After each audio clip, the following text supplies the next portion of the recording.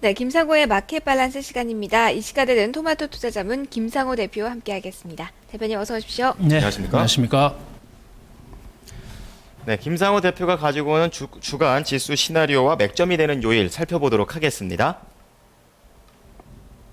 주간 지수 예상 밴드 코스피 1950포인트에서 2000포인트, 코스닥 540포인트에서 560포인트. 맥점이 되는 요일입니다. 바로 오늘인데요. 25일 월요일입니다. 네, 코스피 쪽만 보면은요, 1950선과 2000선을 밴드로 지시를 해주셨습니다. 일각에선 1930선까지 보고 있던데 1950선 지지 가능하다고 보셨네요. 이제 현재 선이냐 아니면 밴드 하단선이냐 주말을 통해서 보면은 각 정권사들이 이번 이제 밴드를 많이 내어놓았죠. 이제 우리도 매주 월요일 지수 예상 밴드를 이제 드리고 있습니다. 참고 사항이 될 수 있고요. 또 어느 정도 선을 예측해 놓고 가느냐 또는 아니냐는 부분은 대단히 중요하다. 그 부분이 정권사에서 이제 예상 밴드를 내놓을 때 맞고 안 맞고 물론 이제 맞는 게 더 중요하죠. 그러나 그 이전에 어느 정도 예상선을 가지고 대응을 하는 것과 전혀 예상 없이 상승이다 하락이다 대응하는 것은 큰 차이가 있다 이렇게 보시면 되겠습니다. 그래서 이번 주 코스피 기준으로 1950에서 2000포인트, 그러니까 지난주 금요일 종가 위에서 일단 드렸습니다. 선을. 자, 그렇다면 일단은 저는 1930 좋습니다. 밴드 하단선입니다. 그래서 박스권 하단과 상단 매매 가능하다 보여지는데요. 1930과 1950 굳이 20포인트 내외를 가지고 크게 받아들일 필요는 없다 이렇게 봅니다. 그래서 하단선을 지난 금요일 종가 위에서 드린 것은 지수 상관없이 일단 공략을 하는 게 좋겠다는 것과 또 월요일 안정을 찾는다면 일단은 1950을 지지하는 쪽으로 가닥을 잡는 것이고요.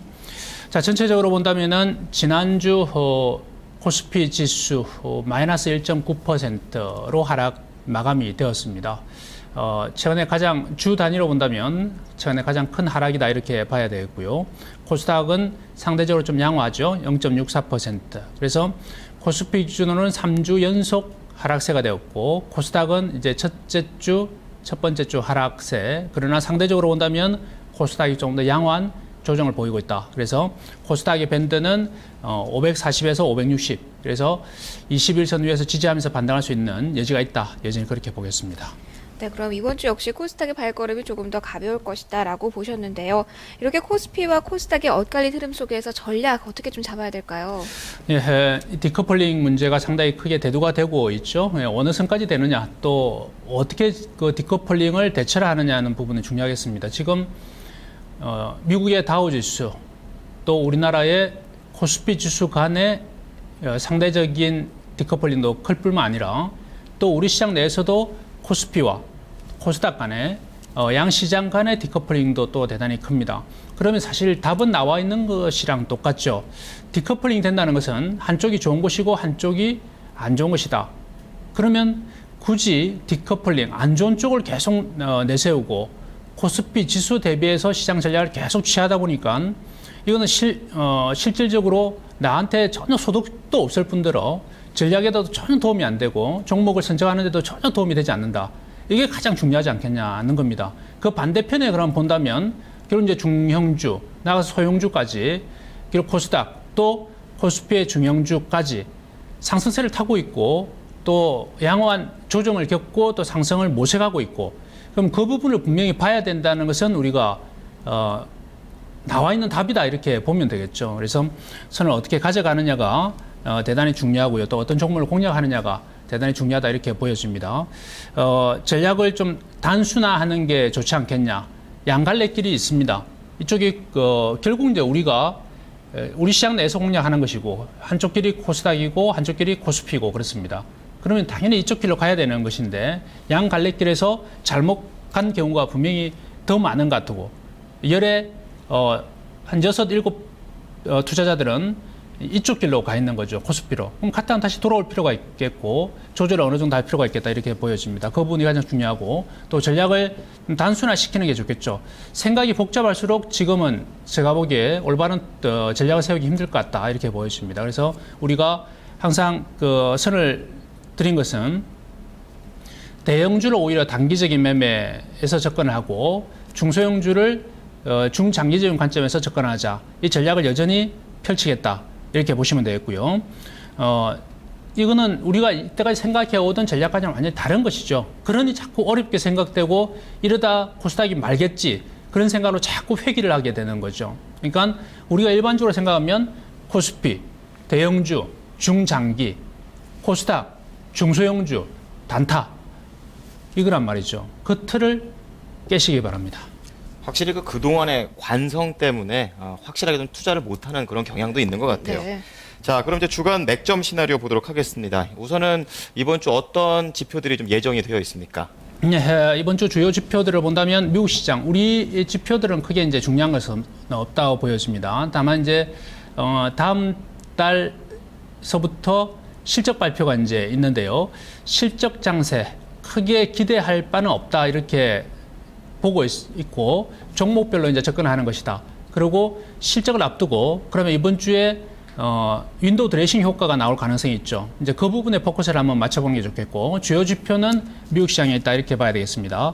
키프로스가 아직 결정이 나질 않았죠. 지금 아마도 회의 진행 중인 걸로 알고 있습니다. 유럽에서 그만큼 급박하게 진행이 되고 있다 이렇게 이제 보면 되겠는데요.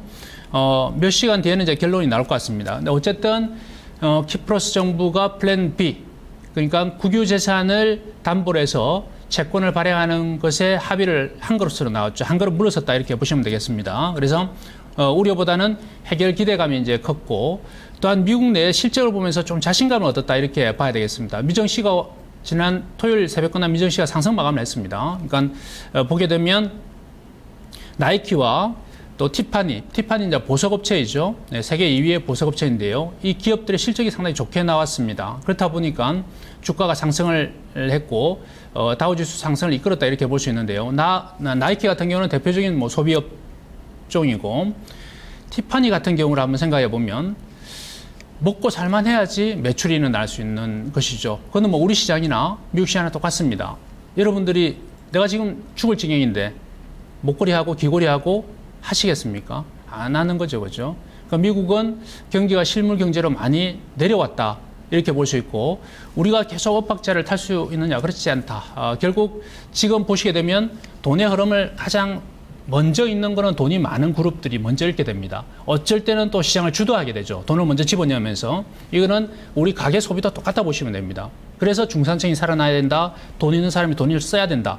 그게 이제 낙수 효과가 있어서 결국 풀리게 된다 이렇게 보는 것이죠. 소비도 일어나야 되는 것이죠. 근데 중산층은 무너져 버렸고 위에는 쓰지를 않고 이렇게 되니까 소비 효과가 우리는 실제적으로 없는 것이죠. 그러나 결국 일어나게 되는 것이다 이렇게 보시면 되겠고요. 아직까지는 한편으로는 일어나지 않아서 우리가 불편한 시장을 계속하고 있지만 결국 그 부분은 일어날 것이라 보면 되겠죠. 그러면 선진국 위주의 지금 주가가 먼저 반응을 했고 결국 이머징 마켓은 이후에 따라갈 공산이 큽니다. 돈의 흐름상 본다면. 그래서 너무 우려감 쪽으로 주가를 계속 녹여내지 마시고 안정이 얼마 남지 않았다. 반등의 시간이 얼마 남지 않았다는 쪽으로 주가를 보시는 게 더 좋지 않겠냐 이렇게 봅니다. 미국 같은 경우는 26일 3월 소비자 신뢰지수가 발표가 되는데요. 이 부분은 좀 하락이 예상되고 있습니다. 29일 날 지표가 중요하다 보는데요. 29일은 미국은 성금요일로 휴장입니다. 휴장인데 주요 지표들이 많이 발표가 됩니다.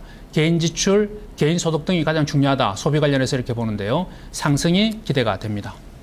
자, 그럼 이어서 맥점이 되는 요일을 25일 월요일로 잡으셨습니다. 주 초반으로 잡으신 이유 궁금합니다. 네, 뭐 엇박자 탈 수도 있는 것이고 또 벗어날 수도 있는 것이다 이렇게 보는데요. 전반적으로 우선은 첫째는 이렇게 보셔야 되겠습니다. 주 초반서부터 자신감을 좀 갖자. 이런 먼저 그런 걸 말씀드리고 싶고요. 예를 들어 제가 뭐 금요일로 잡았다 그러면 월요일서부터 목요일까지 이거 공략하지 말란 말이냐 이렇게 될 테이고 월요일서부터 변곡점을 잡아서 이후 상승을 노리자는 것은 시장이 조정이 좀 있다 손 치더라도 공략하는 쪽으로 가닥을 잡자 이렇게 자신감을 좀 갖자는 의미로 먼저 받아주시고요.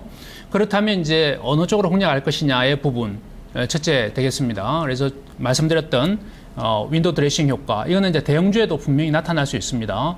수익을 갈아입는다 이렇게 보시면 되겠죠. 그동안 수익 난 종목들을 매도를 하고 또는 이후에 수익 가능한 종목들을 매수하는 그런 단계가 되겠습니다. 그래서 윈도우 드레싱 효과가 월요일서부터 나올 수 있다. 이렇게 기대하고 들어가시는 게 좋겠고요. 지표로 이제 본다면 코스닥 지표를 먼저 한번 보겠습니다. 코스닥 같은 경우는 대단히 견조하죠. 지난주 단위로 0.64% 하락 마감하긴 했으나 지난 금요일 지수가 상당히 좋았죠. 상승 마감하면서 21선 조정을 겪어야 21선에서 끝나겠다는 의지가 있습니다. 그러니까 사실 조정이 들어왔죠. 556포인트에서 지금 지난주 내내 조정 국면이었습니다. 그러나 21선을 이탈하지 않고 있죠. 그래서 21선 지지 추세 상승하겠다는 의지를 여전히 담고 있습니다.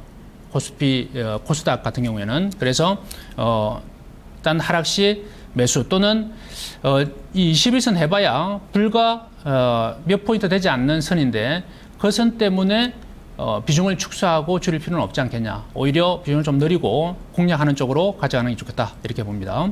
두 번째 이제 코스피 지수인데요. 참 말도 많고 참 어렵고 수익이 잘 나지 않고 힘들게 만드는 시장입니다. 지난주도 여실히 그랬고요. 최근 단위로 본다면 3주 연속 하락에서 지난주 하락 마이너스 1.9%, 주간 단위로 본다면 큰 폭의 하락이 나오면서 가장 어려운 3주째 중에서도 가장 어려운 한 주였다 이렇게 볼 수 있습니다. 그러나 전반적으로는 윈도우 드레싱 효과는 충분히 장 내에서 그래서 시장 내에서 나올 수 있다. 그러니까 종목별 상승은 충분히 나올 수 있다 이렇게 보고요. 그다음 추세적으로 본다면 추세선 하단 지지 노력 이것은 아직까지 추세를 이탈했다 보지는 않습니다. 주 초반 안정이 나온다 그러면 추세선 지지 쪽으로 보는데요. 그것은 바로 현재 한 1960포인트 내외로 봅니다. 그래서 10포인트 내외는 뭐 크게 추세를 이탈했다 이렇게 보지는 않고요. 맥시멈 두 번째 추세 하단선은 그러니까 시나리오 1은 현재선, 시나리오 2는 1930 그것은 바로 2월의 저점이다. 저점 지지 쪽으로 가닥을 잡는다. 그래서 그렇게 해봐야 하단 부분은 얼마 남지 않은 조정이다 이렇게 본다면 하락보다는 기술적 반등, 윈도우 드레싱에 따른 일단 종목별 상승 여기에 포커스를 주 초반서부터 맞추겠습니다. 네, 김상호 대표님 오늘 말씀 고맙습니다. 고맙습니다. 고맙습니다. 네, 토마토 모닝쇼 저희가 준비한 소식은 여기까지입니다. 네, 저희는 잠시 후 객장 파워리그 시즌2로 돌아오도록 하겠습니다. 시청해주신 여러분 대단히 고맙습니다.